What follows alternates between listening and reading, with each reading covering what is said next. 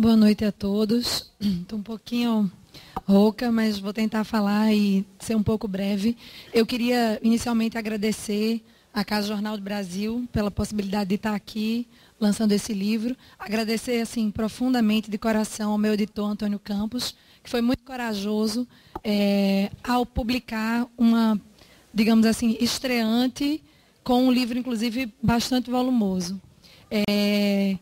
Eu faço parte, eu sou antropóloga, me formei, fiz um bacharelado em Ciências Sociais pela UFPE e faço parte de várias gerações de intelectuais, de cientistas sociais que foram formados recentemente no Brasil, depois dos anos 60, lendo todos os críticos, os pianos paulistas de Gilberto Freire, sem ler Gilberto Freire. Então, eu aprendi a ver Gilberto Freire inicialmente como um ideólogo da democracia racial. Alguém que teria criado um mito falso, que escondia o nosso racismo. Felizmente, quando eu fui fazer o meu mestrado no Rio de Janeiro, eu tive a sorte de estudar com Gilberto Velho, que é um grande antropólogo, e que abriu para mim as portas do universo gilbertiano. E eu, assim, inevitavelmente, acho que é impossível, na verdade, se aproximar genuinamente, de coração aberto, de espírito desarmado da obra de Gilberto Freire, sem se apaixonar por ele. Então, esse livro, em primeiro lugar, é um livro apaixonado. Assim, realmente, eu rendo uma grande homenagem a uma pessoa que eu descobri, com as minhas leituras, ser o maior intelectual brasileiro do século XX, e certamente, se ele tivesse escrito a obra dele em inglês ou em francês, ele seria considerado um dos grandes intelectuais do Ocidente no século XX. Aliás, ele já faz parte de uma coleção na França de grandes intelectuais do Ocidente do século XX. Ele tem esse reconhecimento lá fora. Mas esse livro também é um livro que procura acompanhar o percurso de Gilberto Freire. Eu pego os primeiros artigos dele, que ele começou a escrever quando ele tinha 18 anos, já se revelando um argutíssimo observador da vida social.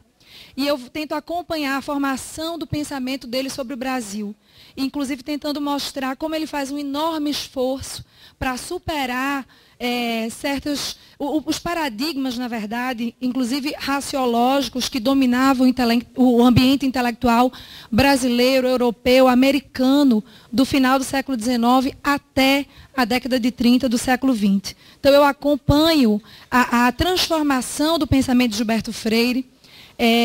Eu procuro entender, inclusive, como em uma noite de chorinho, em que ele ouviu Donga, Patrício e Pixinguinha, são um ponto de inflexão importante no pensamento dele, porque eu acho que é a partir daí que ele realmente se convence de que aqueles paradigmas raciológicos que decretavam a inferioridade da raça negra não davam mais conta de explicar o Brasil.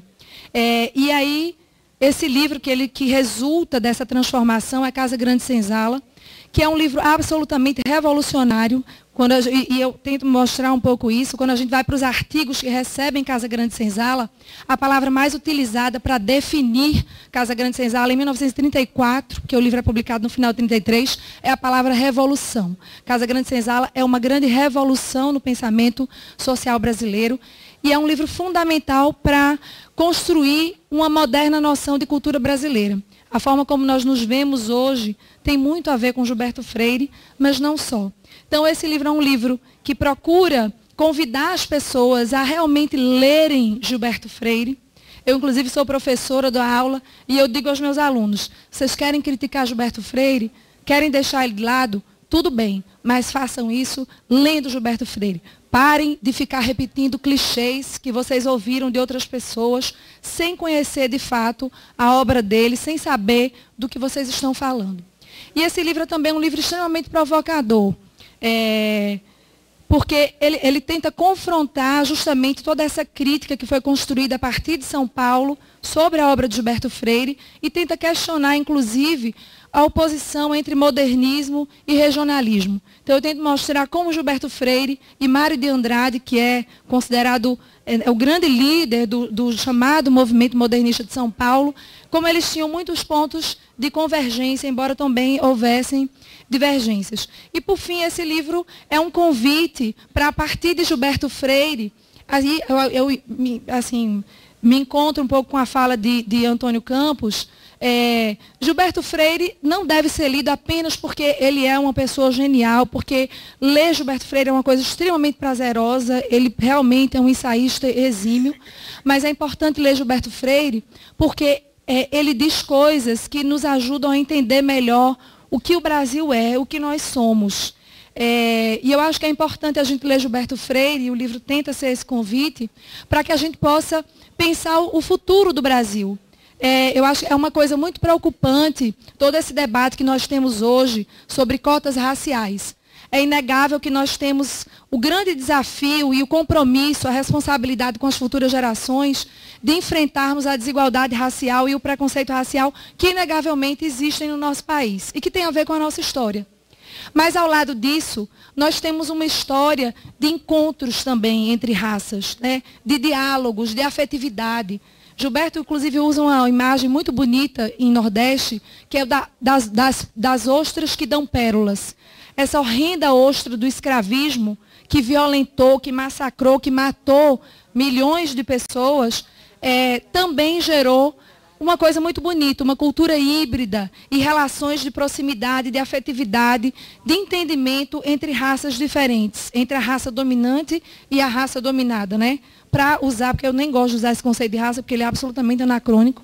Mas o fato é que, em 1933, Gilberto tem a coragem de pensar contra os paradigmas que dominavam o ambiente intelectual, não só brasileiro, mas europeu e americano. Ele constrói um pensamento original para justamente pensar as possibilidades do Brasil. E ele vê as particularidades e especificidades da nossa história. E eu tenho a impressão de que quando a gente opta pelo caminho da segregação, imitando o modelo americano, nós estamos abrindo mão não apenas do legado gilbertiano, mas do legado histórico do Brasil.